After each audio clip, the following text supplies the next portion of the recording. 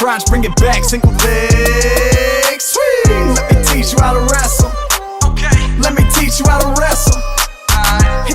And welcome back to Wrestling Mindset. We are here with All-American Dylan Ragusin. Dylan, thank you for joining us.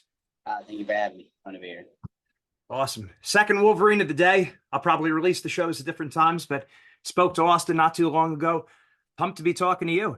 So take us through the season. Go through the season and then Big Ten, NCAAs.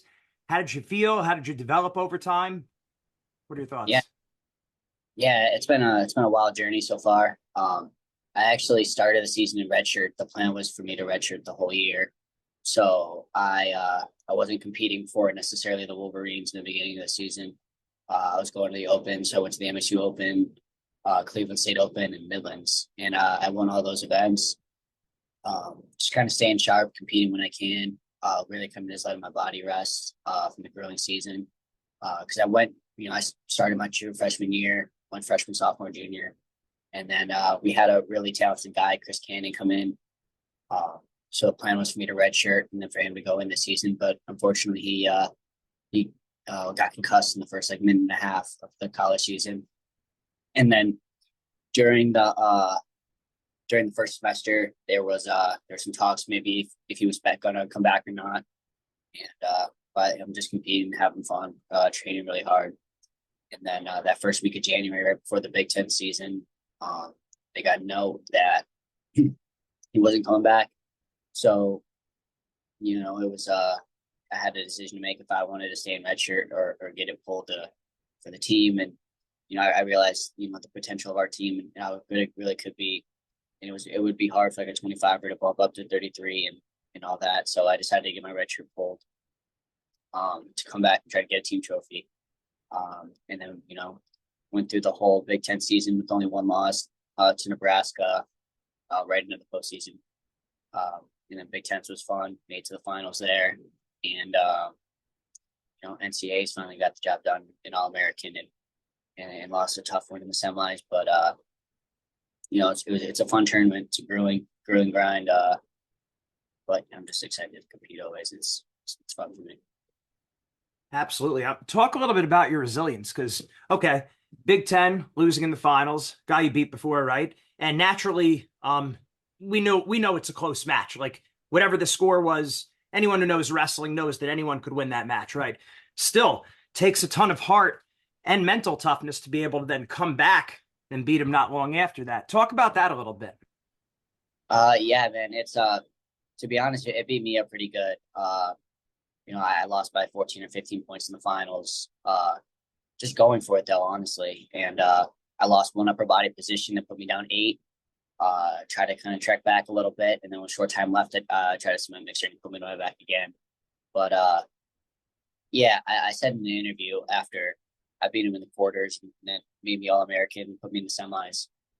And you got to look forward to those matches, especially guys that beat you before, especially like that kind of rivalry. You got to look forward to that stuff, and that stuff should be exciting. That stuff shouldn't be nervous. It should be nervous, but nerves are good, like healthy nerves. And you got to look forward to those matches. And so, I finally came to peace with myself and was like, all right, let's get excited. Let's lock in. We know that guy's not 15 points better than you. Let's just go out. Let's just wrestle your style. Let's just get the job done. And that's what you kind of have to be telling yourself for those big matches. And I was kind of looking ahead in the brackets a little bit. I know you're really not supposed to, but I wanted that one back, and that one was personal to me, and I wanted to see him again. So I'm glad I did. Oh yeah, and I mean, I feel like the higher level wrestlers know this. I mean, in high school, maybe it doesn't sink in as much as it should, but I tell people all the time, like, you have 2 really good wrestlers. Someone could win big one week, and then the next week the other guy could win big. And it's not a matter of sometimes it's just the day you're having, or like those little moments of situations that could swing matches. So just knowing that you're always in it and just continuing to get better. But still, it takes a very tough person after the loss to then say, you know what? It was just a few situations. I could still beat him. So hats off. That's a big deal. That is not easy to do. I meant to ask this question of Austin also. We spoke about your coaching staff. I'd like to hear your take on the coaching staff. Obviously, with, awesome Sean Bourmet, Sergey, KJ, awesome guys, as well as the world-class guys in the room. And also what I meant to ask about also was Dr. Jared Spencer. I saw the pictures there. He's a sports psychologist. One of my friends. We go back some time now. His impact on the program as well. I saw him take the picture with you guys, and rightfully so. I mean, the mind being so important with the sport. And just talk about the staff you have over there and the guys in the room. Man, Michigan is definitely the place to be. I'm so blessed to be here and so grateful to be here. I mean, you said it best. Our coaching staff is world level. I personally think we have the best coaches in the country, and that's just not me saying it, but it's so world class in their technique and how they carry themselves. And like, everyone's proud to be a Wolverine. Like, they're proud to be like coaching staff of the Michigan wrestling team. And you could tell by the way, they care for us, and they get us what we need, and the communicating at a high level. And when you hit like the Division I level, all that stuff is super important. So like, yeah, techniques are great and everything, but in my opinion, there's way more to a coach than necessarily like showing moves. Yes. But it's just world class. It's world level. And Dr. Jared, I've actually come really close with him, just kind of working with him and getting my mind right, because, it's a game of inches, and, every little thing you can do matters. And so previously, when I was in high school, I really didn't believe in sports psychology, and I always believed like, all right, like I didn't believe in it. I wasn't a fan of it. But when I hit this level and I started Jared, I was open-minded, and we've actually built a great relationship, and he's a guy that's helped me, get over that hump. And he talks all the time about just being emotionally healthy, and that like when you're emotionally healthy is when you're going to wrestle your best. And it all makes sense. And I'm, again, super grateful for him. He's been an absolute game changer to our program. I have, not a bad thing to say about the guy. And we've actually come really close. One of my really good friends and mentors. And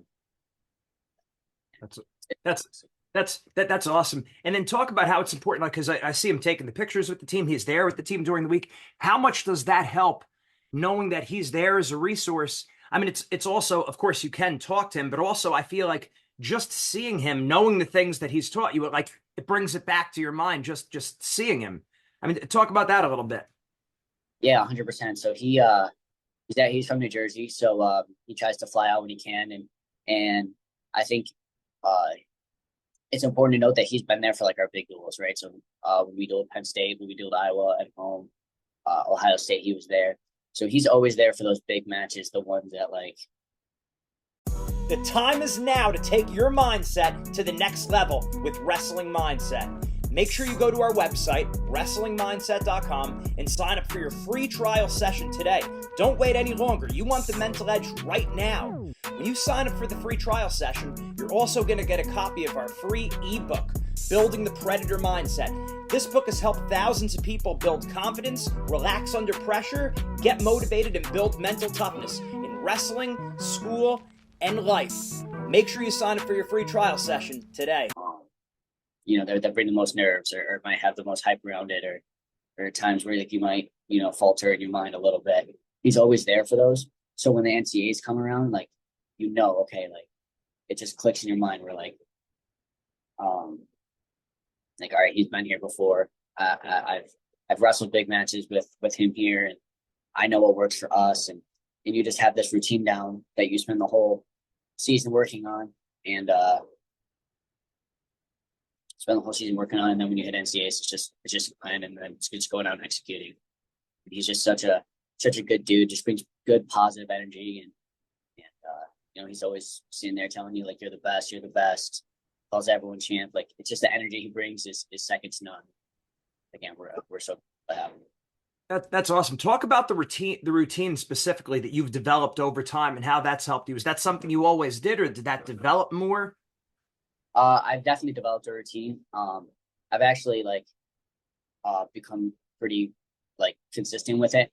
A lot of times I find a routine and not really stick to it, or kind of waver in moments. But I noticed that finding a routine is super important because you can't go out there and you can't guess. You can't guess at it. So you got to know exactly what your warm up's going to be. You got to know exactly when you want to warm up. If you like a little cool down after like your pre-match warm up, then like you can't go out there and guess. Like you got to know exactly what you're doing. And that's just kind of been a huge game changer for me. Like the whole season, ate the same thing after weigh-ins, regardless of how I felt. Drank the same amount of water, and it's just limited distractions and limited. I wasn't guessing at it. I think that's the best way to describe it is having routine. And it took some time to like find out what worked for me. You know, it took me 4 years of college to figure it out. But you know, once I found it, I stuck to it.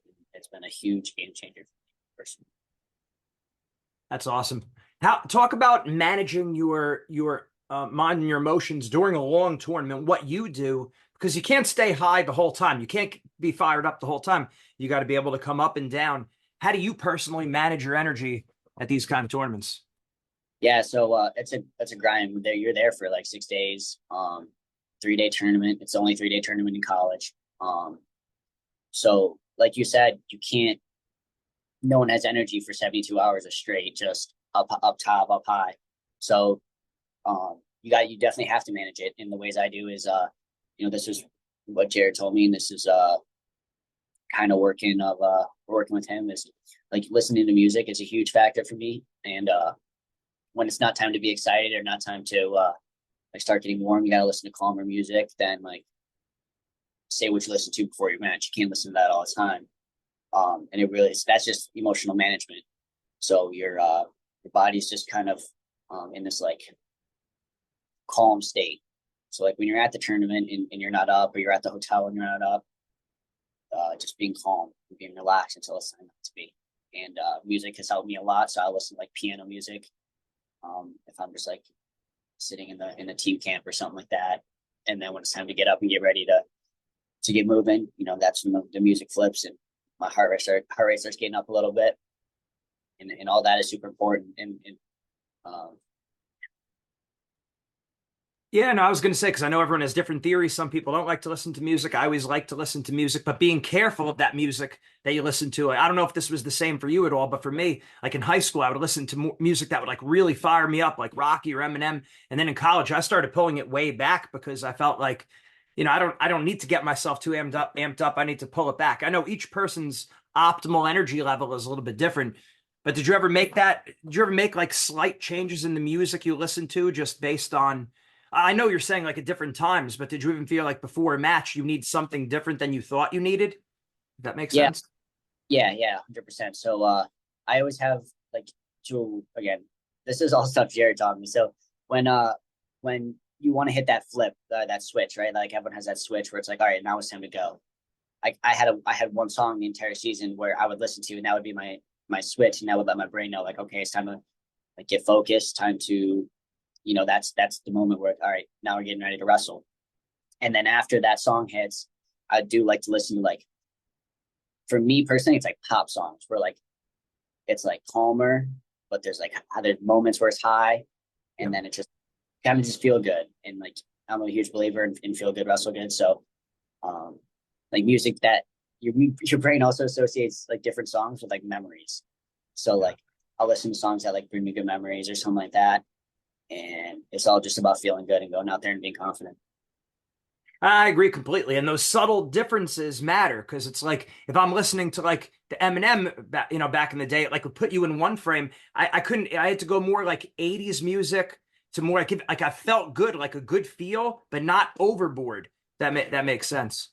Yeah, 100%. You got to think like the matches seem quick, but they're still 7 minutes long. Right.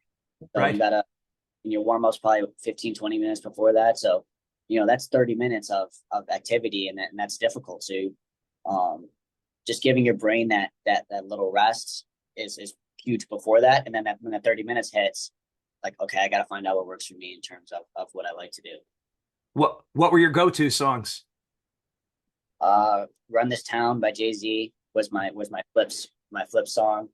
And then I liked like pop songs. I like listen to like EDM, Zed, or like Dua Lipa. I had my walkout song on my playlist. Just songs like that. Songs just make me feel good. Just good old pop songs. That's good stuff. Talk about, so what does it look like now? What are you going to be doing the next couple months? What is your schedule looking like?